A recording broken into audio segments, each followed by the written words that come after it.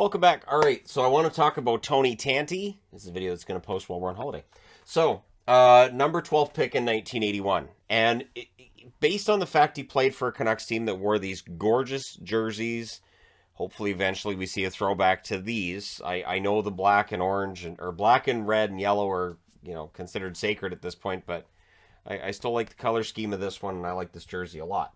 Now, Tanti wouldn't wear this jersey right out of the gate because he was drafted by the Blackhawks. 81-82, he plays 2 games for the Hawks, just getting his feet wet, no points.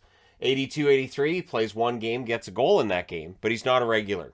And so the Vancouver Canucks looking to trade Kurt Fraser, and that's the price they pay in order to get Tony Tanti. Not bad for a player who was a number 12 pick overall in the draft, within a couple of years of him being taken by the Canucks in the trade. And immediately after the trade, he's a regular for the Canucks. Plays 39 games for the rest of the season, 8 goals, 8 assists, 16 points. In the playoffs, 4 games and just the 1 assist.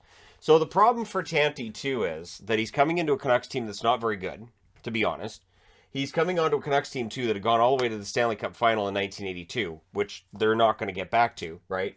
So there's some expectations and all of this fun stuff, and it's I can imagine there were nights it wasn't a lot of fun being a Canuck. Now, in 83-84, plays 79 games, gets 45 goals, which I believe was a team record at the time with 45, 41 assists, and 86 points. This kid Pavel came along a while after and decimated those records. In the playoffs, 4 games, 1 goal, 2 assists, 3 points. So Tanti was nominated for the All-Star team, but due to injury, he couldn't play. So he didn't make his All-Star game debut at that point. 84-85, he plays 68 games, 39 goals, so almost 40, 20 assists, 59 points. He was a very good goal scorer. He was a sniper. It's what he does, or what he did. 85-86, plays 77 games, 39 goals, 33 assists, 72 points. He did make it to the All-Star game that time. He was definitely the Canucks' most exciting player. He was a lot of fun to watch. And again, these, 45, 39, 39, very good goal-scoring seasons overshadowed by the fact that they're in the same division as Calgary and Edmonton. So it's hard to move up. If they'd been in the Norris, who knows? That year, they made the playoffs. They played 3 games, and he got 1 assist. I think that was the year the Oilers wiped him out in the first round. 86-87, he plays 77 games, 41 goals, 38 assists, 79 points. So again, he reaches the 40-goal mark. Very, very respectable numbers and reliable numbers. 87-88, 73 games, 40 goals, 37 assists, 77 points. And things are going pretty well. And the Canucks, they had Sundstrom centering his line. I think Sundstrom got traded shortly before this. But 88-89, his points, his goals drop right off. 77 games played, 24 goals, 25 assists, 49 points. Now, the Canucks that year actually had a nice little run. They had a 7-game winning streak during the season, which set a record. They ended up playing the Calgary Flames in the first round. The Flames were supposed to wipe them out. It took them 7 games.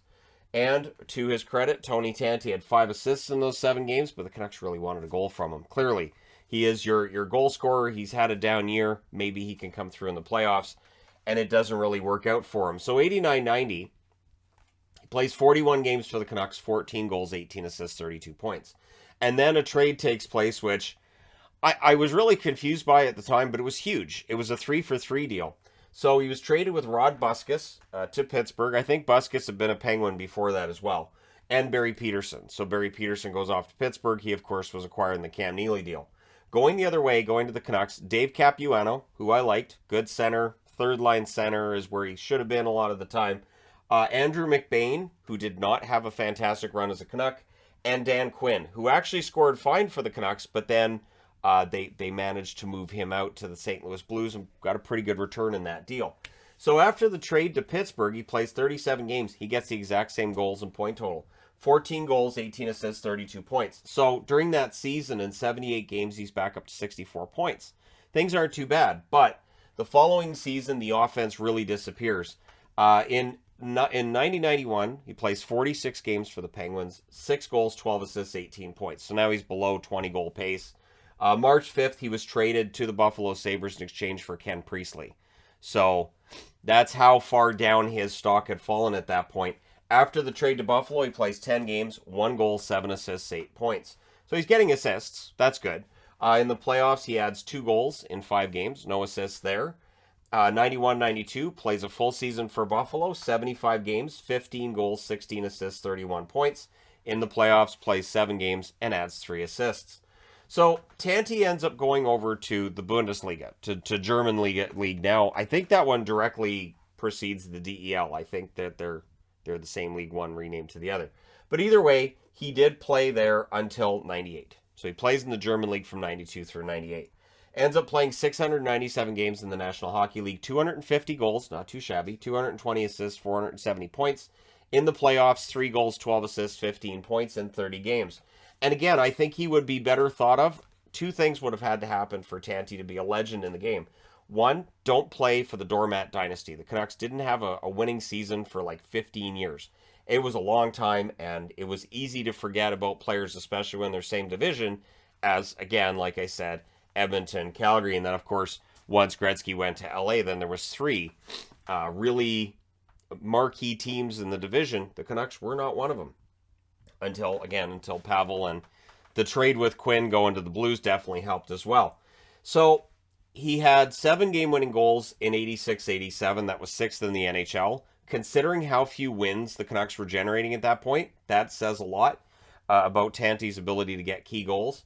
83-84, he had 19 power play goals. That was 2nd in the National Hockey League. 84-85, he had 14 power play goals. That was 9th in the NHL. So very good with the man advantage. Again, if he played for Edmonton, who knows, he might have had 50 goals, might have had 60.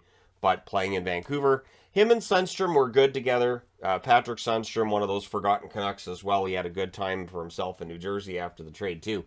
In 1986, Tony Tanti wins a bronze medal at the World Championship. He also wins a silver in 1989 at the World Championship. So one good thing about being a Canuck is you can always go over to the World Championships because your season's over pretty early. Really was.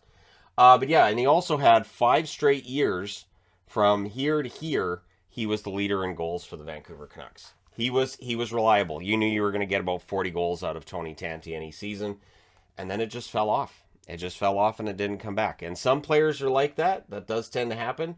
But for Tanti, you know what? What the heck? I'll throw him into the THG Hall of Fame. It's fine. It's fine. I'm doing it because, again, he's kind of a forgotten player. I'll throw him onto that playlist. And, yeah, I think Tanti, again, if he had played with a guy like Lemieux or with a guy like Gretzky, probably ends up with 50, 60 goals, and he'd be remembered a lot better and by a lot more people than he is at this point. So there you go. Yeah, I think I touched everything. There you go. Let me know your thoughts in the comments section below as always. Don't forget to hit like and subscribe if you're browsing your way through. You just happened upon this video. Thank you guys so much for watching, for all your support. I will talk to you again soon.